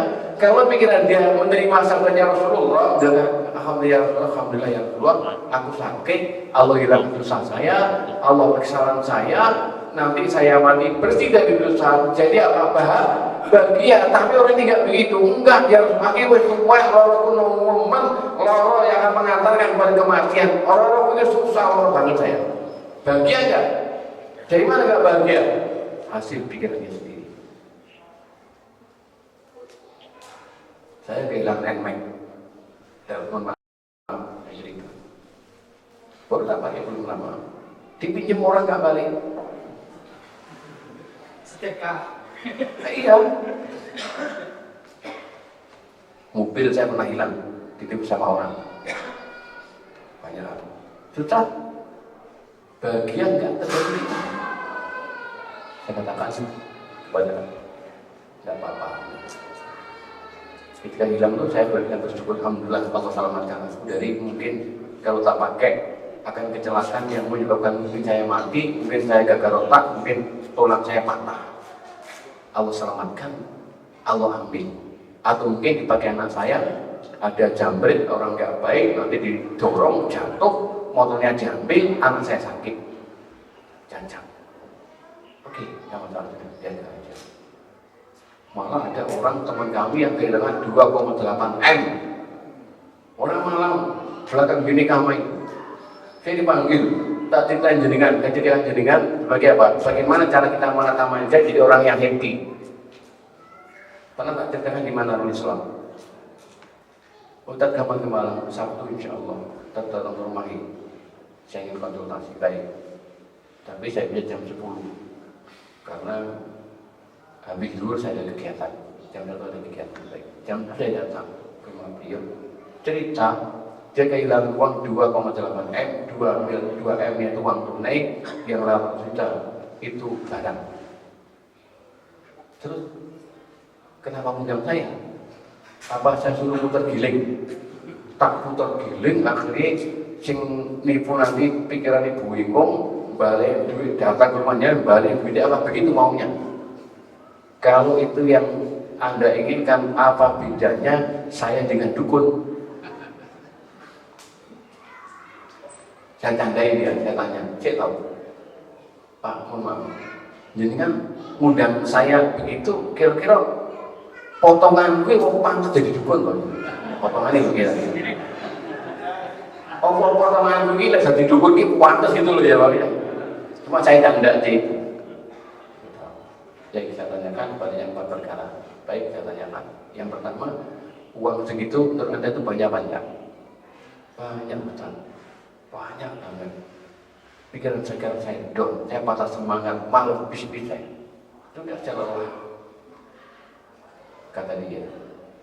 Baik, seumpama saya doakan pada Allah, Allah memberikan uang Anda yang 2,8 itu kembali, tapi Allah minta ganti dengan fungsi kedua mata, boleh nggak? Matanya masih utuh tapi nggak bisa melihat, nggak boleh, jangan. Kalau diganti dengan fungsi jantung, jantungnya masih ada, nggak berfungsi, nggak boleh. Dengan paru, nggak boleh. Diganti dengan 2 ginjal, boleh nggak? 2 ginjalnya ada tapi nggak berfungsi, sehingga jenengan nggak bisa ginjal-ginjal, boleh nggak? Nggak boleh. Tukar dengan kaki, nggak boleh. Kedua tangan nggak boleh. Di mana banyaknya? Di mana banyaknya uang 2,8? Di mana banyaknya? Dibandingkan nikmat ini apa nilainya? Ini kita utuh, nggak pernah kita syukuri untuk berbuat kebaikan untuk Allah. Hilang sedikit kita susah, seolah dihilangkan harta kita oleh Allah. Di mana banyaknya uang 2,8 M jika dibandingkan organ tubuh yang Allah berikan kepada kita? Satu. Kedua, yang sudah Allah berikan selama ini dengan yang diambil sekarang banyak mana? Banyak yang berikan itu. Iya. Allah nggak akan mungkin mengambil uang jenengan 2,8 M kalau Allah nggak berikan 2,8 ribu miliar. Nggak mungkin. Jadi sekarang yang itu sedikit banget, nggak banyak itu. Yang ketiga, kira-kira uang jenengan hilang, lenyap, musnah, atau disimpan sama yang punya, yaitu Allah. Dia teteskan air matanya, tangan saya diciumi, saya dipeluk, ya Allah Pak Ustaz, kenapa saya nggak punya pikiran begitu? Pak, saya katakan, uang Anda tidak hilang. Yakin harta terbaik Anda disimpan sama Allah. Itu harta pilihan Anda, Allah yang menyimpan. Allah pencipta pemilik alam yang telah menyimpan harta Anda. Bersyukur kepada Allah. Ya Pak, saya selesai ada 4 poin yang sampaikan. Yang terakhir, kalau pikirannya dirubah gimana? Mindsetnya dirubah gimana? Kalau tadi Anda katakan ini hari yang gelap, hari yang saya bikin down, hari yang patah semangat, dirubah ini adalah hari yang paling banyak Allah memberikan pahala, Allah dosa saya dihapus sama Allah, dirubah begitu boleh? Bisa tidak? Bisa. Selesai. Saya udah terima kasih, terima. Udah, saya pro, saya longgar, saya merdeka, saya nggak susah karena hartaku disimpan sama Allah yang punya. Begitu. Kalau begitu Pak, yang bikin bahagia itu hartanya yang hilang atau pikiran? Pikiran. Jadi begitu caranya. Didik anak kita menjadi orang yang cerdas. Makanya jangan sampai anak cucu kita adalah orang yang tidak punya nilai plus. Harus punya nilai plus. Jangan jadikan hidup di masyarakat di orang biasa. Jangan.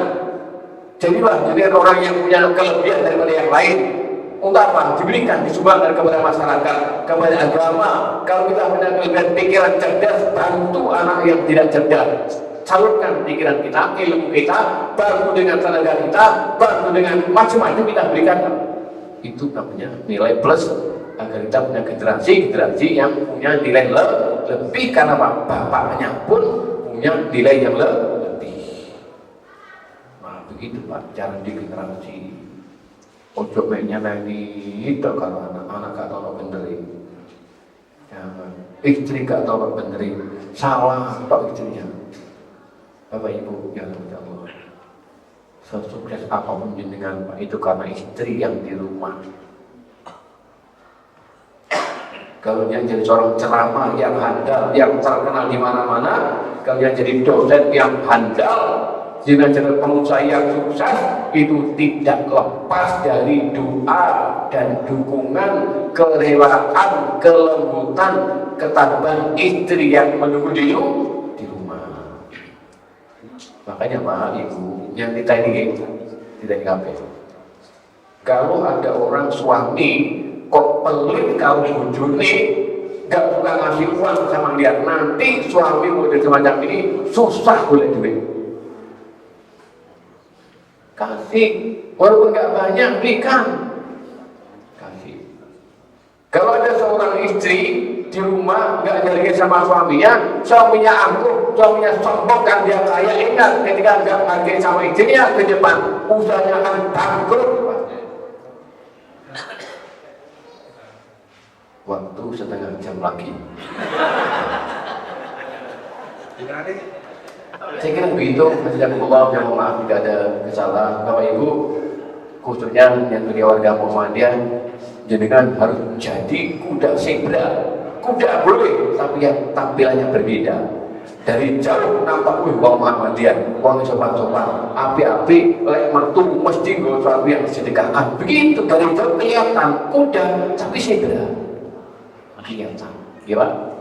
Jadilah orang yang punya kelebihan, yang punya ciri khas sendiri dari jauh dan kelihatan karena memberikan kebaikan. Dengan begitu insya Allah apa kita harapkan generasi kita tergantung bagaimana kita mencerahkan mereka semuanya. Mohon maaf jika ada kesalahan. Wassalamualaikum warahmatullahi wabarakatuh.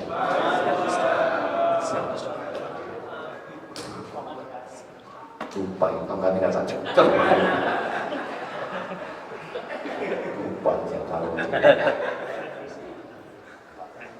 Bismillahirrahmanirrahim. Asyhadu an la ilaha illallah wa asyhadu anna Muhammadan rasulullah. Allahumma صل وسلم وبارك على محمد كما صليت وبارك على إنك حميد مجيد والحمد لله العالمين ربنا ظلمنا أنفسنا وإن لم تغفر لنا وترحمنا لنكونن من الخاسرين ربنا لا تزغ قلوبنا بعد إذ هديتنا وهب لنا من لدنك رحمة إنك أنت الوهاب اللهم اقسم لنا من خشيتك ما تحول به من المعاصي ومن طاعتك ما تبلغنا به جنتك ومن اليقين ما تهون به علينا مصائب الدنيا ومتنا بأسماعنا وبصرنا وقوتنا أبدا ما أحييتنا واجعل ثأرنا على من ظلمنا وانصرنا على من عادانا ولا تجعل مصيبتنا في ديننا ولا تجعل الدنيا أكبر همنا ولا مبلغ علمنا ولا تسلط علينا بذنوب لا يخافك ولا يرحمنا ولا تجعل النار مسجرنا واجعل الجنة دارنا وقرارنا يا رب العالمين اللهم اجعل أولادنا من أهل الخير وأهل الصلاح وأهل التقوى وأهل المعروف برحمتك يا أرحم الراحمين اللهم اجعل ذرية أولادنا وذريتنا من أهل الخير وأهل الصلاح وأهل المعرفة وأهل التقوى برحمتك يا الله يا الله يا الله ربنا ظلمنا أنفسنا